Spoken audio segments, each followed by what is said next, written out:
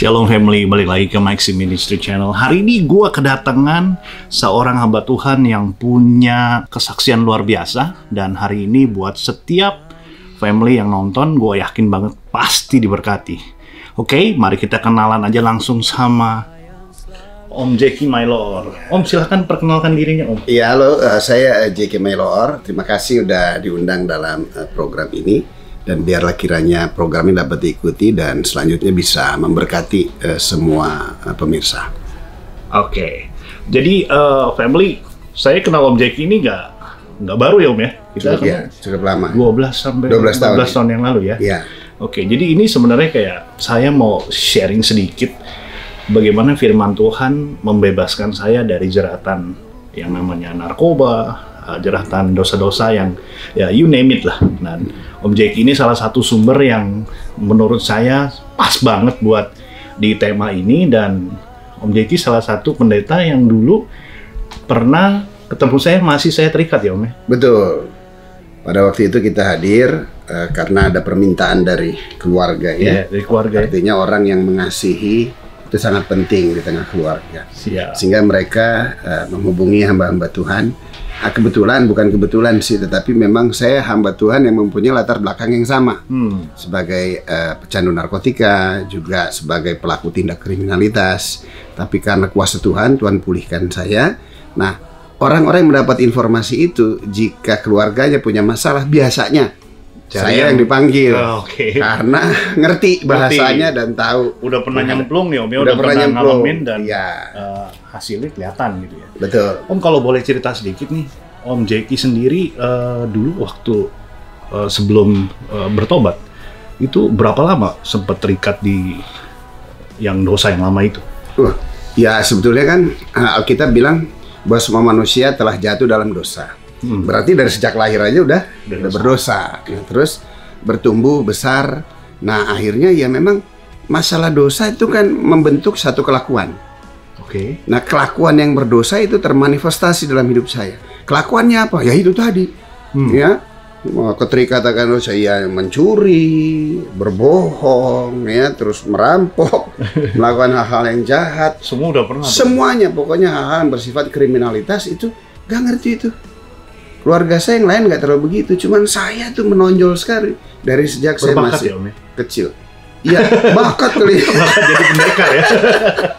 Oke. Itu. Jadi sebenarnya Om, kalau bisa dibilang, ada orang kan bilang kalau orang yang ex narkoba atau yang ex narapidana ini, mereka sulit sekali untuk bangkit kembali. Pertama kan, kalau saya sendiri ngalamin untuk dapat identitas baru sebagai orang yang udah bertobat kan, susah nih dari mulut aja.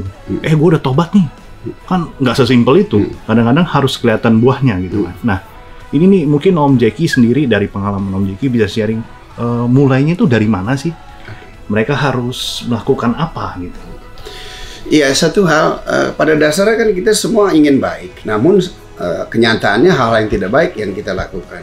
Nah begitu kita mendapatkan akibat dari sesuatu yang tidak baik, kita kan mengalami satu situasi di mana jera. Nah kita jera, berusaha untuk memperbaiki diri, dan kita mendeklarasikan kepada orang-orang di sekeliling kita, saya mau berubah deh, saya udah gak melakukan hal yang seperti itu lagi. Nah cuma bertahannya cuma 3-4 bulan. Oh, jadi tobat kumat. Akhirnya orang juga jadi capek dan terus berkelanjutan hal itu, sehingga akhirnya ya pada waktu orang dengar saya ngomong, dia bilang udahlah nggak usah lah. Ini paling 2-3 bulan lagi sama lagi gitu. Udah kan? Balik lagi lah ya. Jadi sumpah janji terus ingin berusaha baik itu masuk tong sampah semua buat mereka. Berarti waktu ambil keputusan untuk bertobat sungguh-sungguh itu umur berapa? Ya sebetulnya bener-bener yang kayak that's it gitu. This is my last keputusan gue terakhir. Gue nggak mau balik lagi ke hal-hal yang seperti itu. Ya.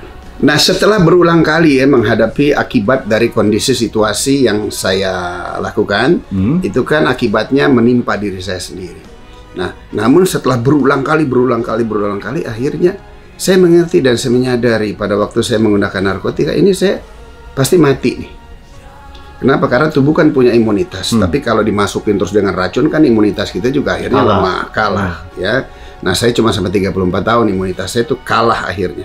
Nah, di tengah kondisi itu pada waktu saya ngerti bahwa saya bakal mati nih, maka saya disadarkan. Disadarkannya itu dengan banyak nih Om, orang saksian, gue lihat cahaya, gue denger apa gitu. Maksudnya kalau di pengalaman Om sendiri tuh apa?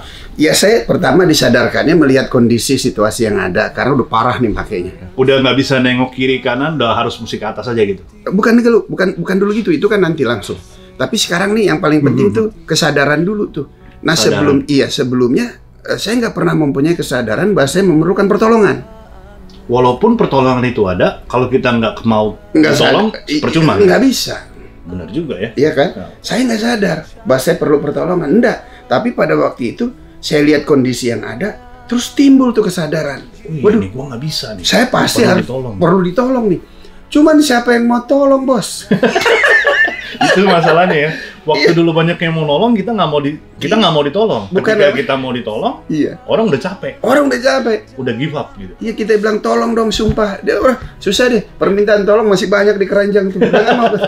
Seperti itu. Udah pernah dulu lu ngomong tetap ada gitu lagi. Jadi memang udah nggak bisa. Bahkan usaha dan upaya sendiri, saya sudah nggak mau lagi menempuh jalan-jalan yang pernah saya tempuh untuk memberikan pertolongan kepada saya, yaitu dengan melakukan tindak kriminalitas dengan harapan nanti masuk penjara, dan waktu di penjara kan nanti saya bisa direhab secara normal. Paling nggak saya nggak menggunakan lagi narkoba. Nah, cuman waktu itu kesadarannya saya udah nggak mau lagi ke situ. Saya udah nggak mau lagi mengalami terapi ke penjara. Maka saya perlu pertolongan. Cuman kemana? Itu udah berapa kali keluar masuk tuh Om, at that time? Aduh. Masih kehitung jari nggak? Diceritain malu ya, nggak diceritain kita nggak punya cerita. Ini buat saksian Om. Oke, ya saya masuk penjara kan dari usia 16-17 tahun. Oh, young ya? Iya, ya karena memang anak liar ya, terus nggak punya contoh, nggak punya figur, nggak punya teladan, melakukan hal yang jahat. Jadi kalau saya bisa hidup itu bukan karena pemeliharaan, tapi hidup semata-mata atas anugerah dan kasih karunia Tuhan dalam hidup saya. Selebihnya lagi ya berulang kali dari 16, 17, 18, 19 semakin meningkat tuh kelakuan. Ya kalau Jakarta cuma ada areanya ya. Ya kalau Jakarta cuma Jakarta Utara kali, saya belum pernah masuk polseknya maksudnya. Tapi kalau utara, barat, timur, selatan, pusat itu udah masuk semuanya. Nah, ke Cipinang juga berulang kali keluar masuk. Ya itu dia. Ya. Nah, terakhir saya 4 tahun 6 bulan dalam penjara. Nah, itu buat saya terlalu udah. Itu jalan ini full 4 tahun 6 bulan. Ya 4 tahun saya jalanin. 4 tahun. Ya karena ya itu dia. Di dalam penjara juga walking on the moon every day. Artinya sekalipun dalam penjara tetap masih berusaha untuk menghilangkan kesadaran dalam penjara. Iya kan. Akhirnya mabuk terus punya remisi juga nggak dapet akhirnya. Maka jalanin selama 4 tahun penuh. Tapi itu kembali atas anugerah Tuhan. Orang yang seperti itu toh masih mendapatkan keringanan, remisi terakhir dan bebas bersyarat. Nah setelah itu, ya itu tadi bertobatnya cuma 6 bulan, 1 tahun, akhirnya kena lagi narkotika. Ya? Nah pada waktu udah kena lagi, udah semakin parah keadaan, maka saya sadar bahwa saya perlu pertolongan. Maka secara normal saya cari dokter dong. Jadi harus disadari dulu bahwa kita perlu pertolongan. Iya. Walaupun pertolongan banyak, kalau kita nggak sadar dan nggak perlu, nggak bisa. Iya. Nah begitu sadar perlu pertolongan, saya cari dokter. Datang sendiri. Di atas segala dokter. Nah belum. Saya cari dulu dong. Dokter di bumi nih. Dokter di bumi. Okay. Saya cari, begitu cari dokter untuk bisa rehabilitasi saya, untuk bisa mengatasi masalah saya. Ternyata dokternya dokter jiwa kan? Oh. Iya. Harinya ke dokter jiwa. Ke dokter jiwa karena pasien saya seperti saya, dokter umum nggak bisa terima. Oh, oke. Maka saya datang ke dokter jiwa pada waktu itu di klinik Jalan Kaji. Nah di situ saya ketemu dengan dokter yang ahli, ya Dr. Michael Barja di Jalan Kaji di klinik situ. Karena waktu itu beliau yang cukup punya nama untuk ngerawat kayak kita. Saya datang sendiri. Jadi sebenarnya orang-orang yang udah berulang-ulang kali jatuh sampai itu memang ada faktor kejiwaannya yang mesti harus di restorasi dulu gitu Om. Iya karena itu kan karena udah bertahun-tahun mereka melakukan hal yang sama gitu. Apa karena sesuatu gitu Om yang membuat mereka tuh nggak sadar kalau jiwanya memang ada sedikit di luar daripada normal gitu. Ya tentu kan sakit jiwa kan, obat ya morfin harusnya buat pengobatan, ini kan disuntik sendiri itu kan. Malah buat foya-foya gitu buat ya? Buat foya-foya kan, terus buat apa ya? Ya itu tentu perbuatan-perbuatan yang di luar batas normal. Maka saya datang ke dokter, dan begitu dokter tanya, dia tanya sakit apa? Saya bilang saya pecandu narkotika, minta dirawat. Dokter nggak mau rawat tuh. Oh, nggak langsung dirawat? Nggak langsung, dia bilang nggak mau, saya nggak mau rawat model kayak kalian. Kenapa? Karena dia rawat pasien jiwa. Dia pernah tolong dulu orang-orang yang terikat tergolongan narkoba. Sembuh dikit, itu pasien jiwa di sana dirusuhin. Sembuh dikit, kabur dokter bilang. Malah ngacau di situ ya? Sembuh dikit, kabur. Apa alat-alat medis dokter udah bakal kabur katanya. Wah. Maka begitu dokter tahu saya minta dirawat, dia nggak mau rawat saya. Tapi saya desak dia dengan minta tolong agar dia merawat saya. Waktu Om minta pertolongan itu sendiri Om? Benar-benar sendiri, datang sendiri, nggak ada keluarga, nggak kayak situ kan, kita campurin itu. Oh, jadi benar-benar itu kesadaran diri sendiri ya, bukan karena dicemplungin? Bukan, kalau diborgol, dibawa, enggak gitu. Wow, oke. So, there's sesuatu yang menurut gua itu sampai ke satu titik harus sadar banget bahwa gua harus berubah, itu penting banget ya. Penting. Nah, karena menurut saya banyak sekali tuh teman-teman yang waktu aku di panti rehab juga, mereka dibawa ke panti rehab, mereka didorong sama keluarganya, bahkan ada yang ditaruh di panti rehab karena dibuang, udah capek ngurusinnya kan. Nah, benar setelah mereka keluar dari panti rehab, ya nggak berubah karena memang orangnya belum mau untuk diubah gitu. Well, setelah dari situ Om kenal pribadi Yesus tuh gimana? Nah, setelah masuk dalam perawatan, itu akhirnya dokter terima. Karena setelah dirawat? Enggak, waktu saya minta dirawat, nge-push nih ya? Saya nge-push, akhirnya dokter give up. Oke lah. Oke, karena saya lihat kesungguhan kamu, terus dia lihat juga nggak ada yang nganter, saya datang sendiri, akhirnya oke lah, masuklah. Nah, begitu masuk semua upaya usaha medis, obat-obatan. Saya nggak anti dokter dan saya nggak anti dengan obat-obatan. Tapi untuk kasus saya, Tuhan nggak pakai dokter. Tuhan mau ngurus saya sendiri. Haleluya. Amin. Nah, begitu obat-obatan diberikan, jangankan nyembuhin, meringankan rasa sakitnya aja akibat ketergantungan dosis kita. Dosis saya pakai itu kan dulu memang campur-campur. Waduh, udah berat sekali ya. Jadi memang obat medis yang punya ukuran, sekalipun dia high level, dia nggak sanggup. Nggak bisa. Nggak bisa. Jadi keadaan sakit itu semakin sakit. Jadi so your body fight itself. Aduh, sakit sekali. Dan sudah, ya puji Tuhan lah, karena pengalaman rasa sakit itu sehingga kita sekarang nggak gampang-gampang tersakiti. Jadi kalau sekarang sedikit cengeng, come on man, you do worse before. Hidup cuman ya kemarin masalah-masalah hidup yang jauh lebih besar, yang lebih sulit, kamu lewatin semua, kuat dan bisa lewati. Ya, masa sekarang ya kamu susah dalam hidup sebagai orang benar kan, harusnya justru itu kebanggaan buat kita ya.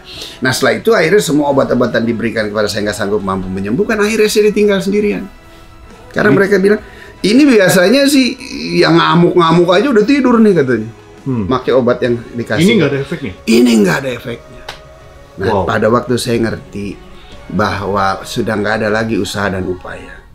Nah, di titik itulah, kemana? Untuk keluar dari rumah sakit, sesuatu hal yang mudah. Untuk bertahan di rumah sakit, saya udah nggak kuat. Di tengah kondisi keadaan seperti itu tuh. Pribadi yang menyadarkan saya untuk meminta pertolongan dan ditolong. Kembali dia mengingatkan. Waktu itu Om udah tahu Yesus? Ya, saya kenal, tahu. So you go to church already?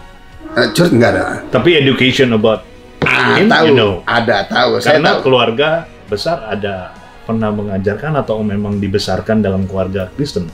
Ya, unik. Keluarga kita memang keluarga Kristen, tapi bukan keluarga beriman, hanya sekedar percaya dan beragama. Okay.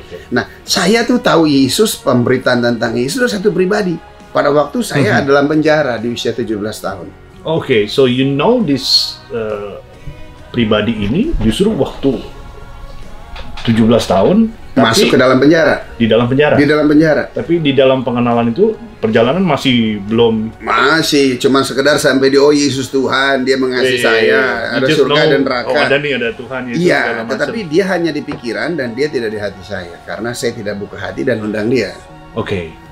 Nah, setelah itu, waktu di rumah sakit itu, maka pada waktu saya tahu sudah tidak ada satupun pribadi dan apapun yang bisa tolong saya, di mana saya tidak lagi punya pengharapan dan saya nggak pernah lagi punya pengharapan kepada siapapun juga, karena memang udah nggak ada yang bisa diharapkan dan sekalipun ada yang diharapkan udah nggak mau memberikan pertolongan. Give up. Nah, di tengah situasi itu, ya satu pribadi yaitu Roh Kudus itu sendiri yang menginsyafkan, menyadarkan akan kesalahan, pelanggaran dan dosa, dia menamplak saya. Dan di tengah kondisi itu maka saya ngerti betapa saya sudah rusak, sudah hancur karena dosa.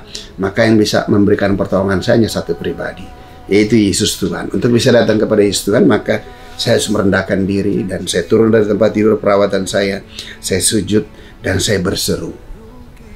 Di rumah sakit itu? Di rumah sakit itu, pada malam hari. Dan saya nggak pernah lupa tuh. Saya kapan pertama sekali ketemu dengan pacar saya yang jadi istri saya lupa tuh. Tanggal berapa, kapan. Tapi momen itu malah nggak bisa lupa. Kenapa? Karena itu momen dimana saya like a spiritual experience. Ya, mengalami perjumpaan secara pribadi, dimana Tuhan melawat dan menjamah hidup saya. Dari titik itu tuh mengalami satu perubahan. And then you never going back. Oh, enggak.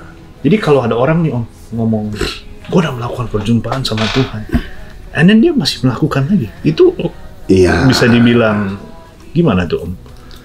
Ya, it happen, right? I mean like, ya. Apa karena memang sebenarnya belum jumpa? Ya halu. Kalau sudah berjumpa, nggak mungkin. Kenapa? Karena satu hal yang saya mau tanya dari percakapan ini kan, waktu Om sebelum benar-benar terima bersujud, berarti kan keadaan Om sendiri belum percaya 100%. Ya. Tapi si Roh Kudus itu, yang mengingatkan, jadi dia benar-benar memperkenalkan dirinya terlebih dahulu. Iya. It's like, I mean like, kalau saya mau kenalan sama orang, kalau saya, kan kita malu gitu, aduh siapa gua gitu. Tapi dia sendiri yang memperkenalkan diri. Menyatakan diri. Nah, waktu saat pertama itu, saya nggak tahu. Bahwa itu Roh Kudus semua. Tapi sekarang setelah mata rohani saya terbuka, dan saya bisa lihat ternyata ini pekerjaan Roh Kudus. Iya, ini pekerjaan Roh Kudus karena ada tercatat dalam Alkitab. Aku akan memberikan kepada seorang penolong yang nggak akan pernah tinggalin kamu. Dan di situ dia akan menginsyafkan, menyadarkan akan dosa, penghakiman, dan ketidakpercayaan. Berarti sekarang begitu saya baca, wah ini dia nih. Yang dulu ingetin saya, menyadarkan saya, sehingga saya bisa datang kepada Tuhan. Jadi buat yang nonton, berarti kan mungkin mereka nih yang saat ini mungkin masih merasa minder nih. Kayak mereka ngerasa, aku kayaknya nggak layak deh. Mana mungkin sih Roh Kudus samperin gua. Apa gua mesti ke gereja dulu, apa gua mesti terima Tuhan Yesus dulu, baru menerima pencerahan. Tapi kan dengan kesaksian Om ini, justru dengan kondisi apapun kita, dia tetap samperin kita. Iya. Jadi keminderan itu sebenarnya harus dibuang. Oh iya. Basically like kita harus buang sekat itu ya sebenarnya. Iya betul. Jadi sebenarnya bukan mereka yang nggak mau datang, kita membatasi mereka untuk datang ke. Iya. Nah yang paling penting adalah respon. Sebetulnya sih ya, sorry lah ya. Udah sering kan diingetin, disadarin. Cuman kan kita kadang-kadang nggak mau antara aja deh, masih belum. Ya itu, masih belum. Karena kepala tiga. Ya kenapa? Karena saya juga pernah ngalamin itu. Tapi dia kan setia. Sampai di titik. Ayo, lu mau sampai mana nih? Mau kemana? Kalau ini nggak respon, susah. Itu dia selalu mengingatkan, dia selalu menyadarkan. Karena buat orang yang nggak sadar dia menyadarkan. Buat yang sadar-sadar udah nggak perlu. Sadar-sadar nggak perlu? Nggak perlu, udah sadar. Betul. Justru yang masih nggak sadar, yang masih jauh dari Tuhan, dia datang untuk orang berdosa, orang-orang yang terhilang, orang-orang yang akan terpisah dari dia. Dia nggak mau. Yang model kayak begini aja dia nggak mau terpisah. Apalagi kamu yang jauh lebih baik dari saya. Maunya nempel terus ya. Iya. Aduh. Oke, ini saya lihat sekarang kan. Mungkin kalau zamannya Om waktu bertobat gitu sampai ke anak-anak muda yang sekarang kan is quite different nih Om. Mungkin yang nonton nih anak muda sekarang kan mereka punya kesulitan mungkin nggak narkoba lah, tapi hal-hal perkara-perkara yang mengikat hampir sama dengan narkoba. Malah apa ya, menurut saya kayak yang sekarang ini dosa-dosa yang sekarang tuh ngikatnya lebih parah gitu Om. Oh iya. Karena nggak ada sakitnya, nggak ada apanya, tapi justru pikirannya dijauhkan dari kasih Tuhan dan segala macam kayak gitu. Iya. Nah, jadi kunci dari semuanya itu Om, sebenarnya apa sih Om? Ya, mau nggak new normal? Mau nggak new normal? Mau nggak new normal? Betul? Sebetulnya new normal kan buat saya udah dari 25 tahun lalu. Sebelumnya kan hidup saya nggak normal, walaupun sepertinya normal. Sekarang jadi new normal. Nah, waktu begitu ketemu Tuhan, maka hidup saya jadi normal kan? Dulu hidup nggak benar. Padahal kan kita harusnya hidup dalam kebenaran. Tapi karena waktu itu belum normal, begitu ketemu Tuhan, hidupnya tuh normal dari 25 tahun lalu. Jadi sekarang cuma ngikutin aja dengan new normal yang So we just get used to it actually. Iya. Oke. Aku pernah ada satu dengar khotbahnya Om waktu jadi beliau ini banyak pelayanan ke penjara juga. Betul. Saya banyak terinspirasi juga dari pelayanan penjara Om itu karena sebenarnya kan di dalam penjara itu sendiri mereka punya satu hal yang sama, waktu gitu ya Om ya. Dan Om waktu itu pernah sharing, orang kita sering komplain tuh katanya hidup gua susah gitu. Padahal kita juga dari dulu hidupnya susah tapi masih hidup sampai sekarang gitu kan. Ya. Nah sekarang yang menjadi pertanyaan nih Om, kenapa sih alasannya kita harus stick with Jesus gitu? Ya karena kenapa gitu? Maksudnya gini, ya gua nggak ada Tuhan, gua hidup nih. Ya kan, maksudnya kenapa lu harus repot-repot bilangin gua harus ikut Tuhan? Ya oke. Nah begini, nggak ada manusia yang nggak perlu penolong dan ditolong. Satu titik pasti semua pasti butuh pertolongan. Seberapa kuat sih? Kan ada satu titik di mana kita juga lemah. Nah kita perlu pertolongan. Nah ya fair aja. Kalau kita minta pertolongan kepada manusia kan pasti mengecewakan. Ya nggak mengecewakan. Terbatas. Iya kalau sering-sering datang ke dia kan ntar dia enak juga lihat. Betul? Jadi sebel, jadi benci. Karena ya kenapa saya tanya gini Om, aku banyak juga ketemu anak-anak muda yang kenapa gua harus ikut Tuhan dulu kok begitu loh. Kenapa gua harus ngandelin dia gitu. Emang kalau nggak ada dia gua nggak hidup gitu. Nah ini kan pertanyaannya sebenarnya little bit kritis gitu buat anak-anak muda sekarang, mereka terlalu bebas gitu. Ya sebetulnya kan gampang aja, kita tak. Lalu hidup dari mana? Siapa yang kasih lu hidup? Dia harus ngerti itu dulu. Otomatis, dengar. Kita lahir ke dalam dunia kan bukan atas karena kehendak kedua orang tua aja. Banyak yang sekian lama udah menikah, ya suami istri nggak punya anak tuh. Tapi ada juga tuh yang nggak pengen punya anak, tapi anak berentet tuh. Artinya apa? Kita kayak anak ayam banyak. Iya, Doremi. Itu kita mesti ngerti bahwa kehadiran kita ke dalam dunia yang memberikan kita hidup itu adalah Tuhan. Amin. Betul? Nah, sekarang kenapa kita perlu Tuhan? Ya, Anda sekarang muda nih, ya boleh muda, tapi ingat, jangan lupakan Tuhan di tengah masa mudamu. Betul? Jangan lupakan Tuhan di tengah dalam hidup masa mudamu. Sebab ntar apa? Lu tua juga nanti. Iya kan? Jangan bilang ntar tunggu tua dulu dong, baru perlu Tuhan. Ntar kalau Tuhan gantian, dulu waktu muda nggak perlu gue, sekarang udahlah, repot nanti. Gitu. Oke. Om, kan temanya kita kan from zero to hero. It's like mungkin kalau saya sih bukan zero lagi Om, minus gitu ya. Ya. Dari minus ke zero itu kan proses. Zero to hero itu perlu proses, another proses gitu. Selama di dalam pengalamannya Om, proses itu gimana sih Om? Ya, mesti dinikmatin. Apa kan banyak orang maunya instan. Betul. Ya, namanya proses kita kan memang harus by proses. Nah, harus ya. Harus. Nah, proses itu adalah sesuatu yang bermanfaat buat kita. Jika kita mempunyai kesadaran bahwa yang proses kita kan Tuhan memakai situasi kondisi yang ada di dalam hidup kita. Tetapi kita punya satu keyakinan Bagi kita semua ini sudah ada di dalam tangan Tuhan. Sehingga proses bahasa kerennya, pencobaan-pencobaan yang kamu alami adalah pencobaan biasa. Yang tidak akan pernah melebihi kekuatan kita sebagai manusia. Sebab dia pribadi yang setia. Dia tahu dan dia nggak akan pernah memberikan pencobaan kepada kita. Jika ada sesuatu yang jahat, itu bukan dia yang menciptakan yang jahat, tapi dia mengizinkan kondisi itu. Dia mengizinkan kondisi itu. Tujuannya tidak lagi lain, agar kita semua manusia mempunyai ketertarikan kembali kepada Tuhan pada waktu kita nggak bisa mengatasi dengan kekuatan kemampuan kita sendiri. Nah, namanya Tuhan, dia pasti baik. Jika yang tidak baik itu terjadi, itu atas izinnya. Nah, jika izin itu kan pasti ada batas waktunya. Ada expirednya. Ada expirednya.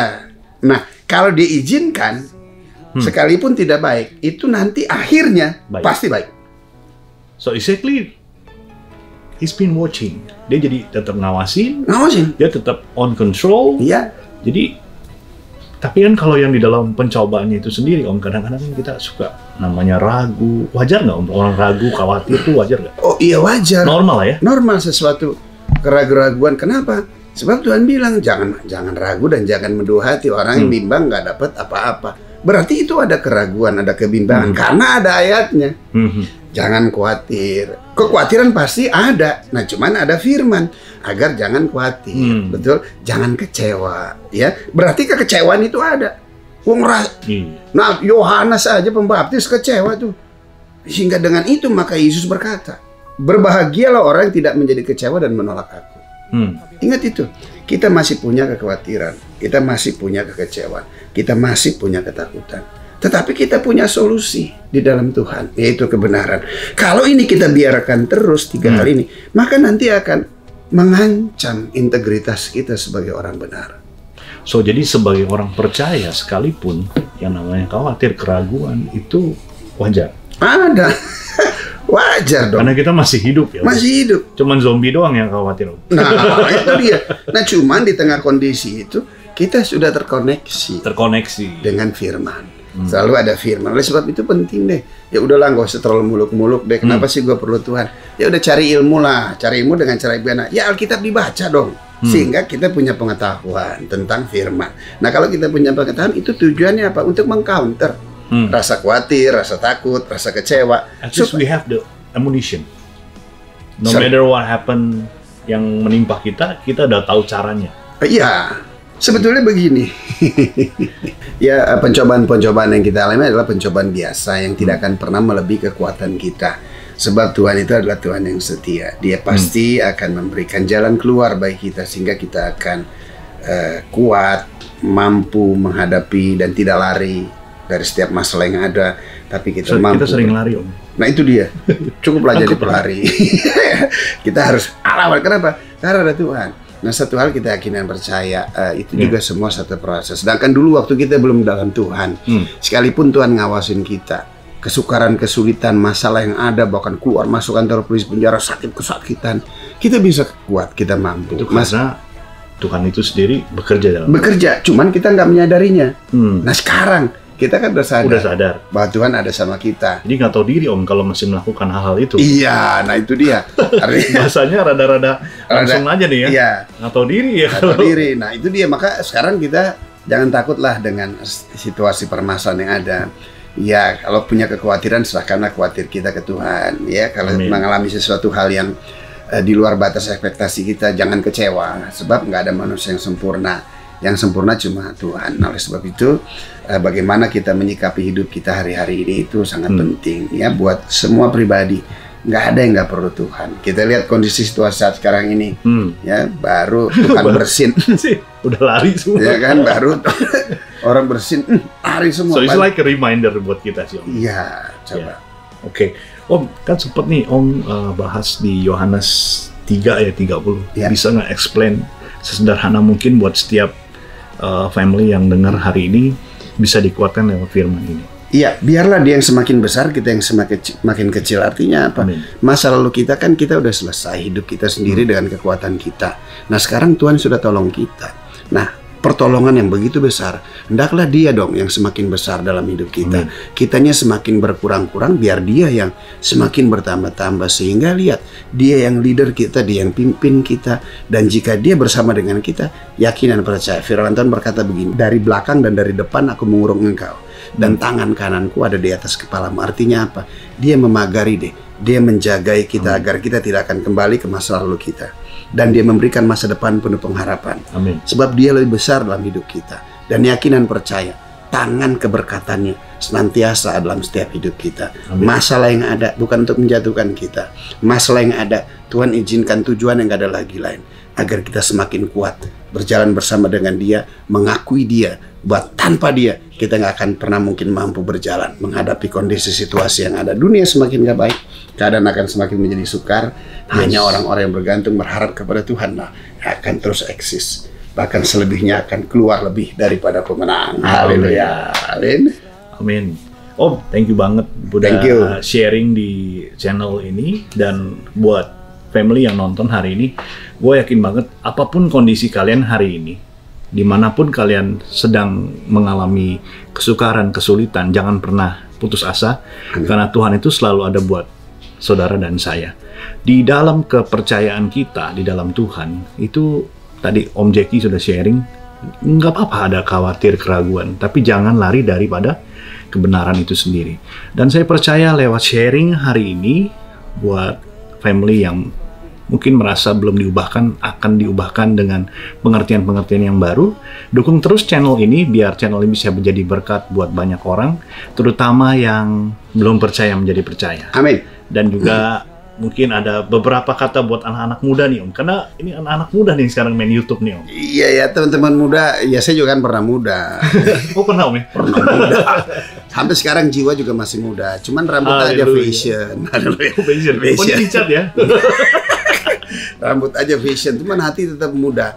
Kenapa? Karena semua kita tuh adalah anak-anak di hadapan Tuhan. Nah, Tuhan mau agar masa muda kita, ayo dong ya, izinkan superhero kita yaitu Yesus Tuhan memenuhi, menguasai hidup kita. Saya yakin dan percaya semua jalan kita dia akan angkat kita menjadi kepala bukan menjadi ekor. Dia akan sertai kita sehingga setiap pencapaian-pencapaian, kerinduan hati kita, cita-cita kita, pasti Tuhan akan melakukan dan menggenapi dalam setiap hidup kita. Oleh sebab itu, mari berani berkata tidak tanpa bersalah, haleluya, untuk semua hal-hal yang tidak baik. Yes, say no to drug and say no to free sex. Itu aja sih, hal-hal yang mengikat dan membelenggu kita. Itu juga kita minta, ya berikan hikmat lah, Tuhan bisa kasih hikmat ya dalam mengatur waktu kita. Yakin dan percaya, jadilah anak-anak muda yang dewasa di dalam Tuhan. Amin. Wow, keren banget ya. Jadi sharing hari ini benar-benar ini kayak mantan ketemu mantan. Oke, nanti kita balik lagi mungkin di episode berikutnya dengan beberapa yang mau kita sharingkan lebih. Karena hari ini kayak lebih perkenalan ya Om. Perkenalan ya. Perkenalan siapa Om Jeki. Nah, nanti dari sini saya percayalah beliau banyak banget yang mau disampaikan buat yang nonton channel ini. Alright guys, nah kita ada slogan nih Om, semangat tanpa batas. Oh itu dia. Mari kita sama-sama katakan semangat tanpa batas. batas. God bless you all. God bless you. Haleluya. Peace. I'm out.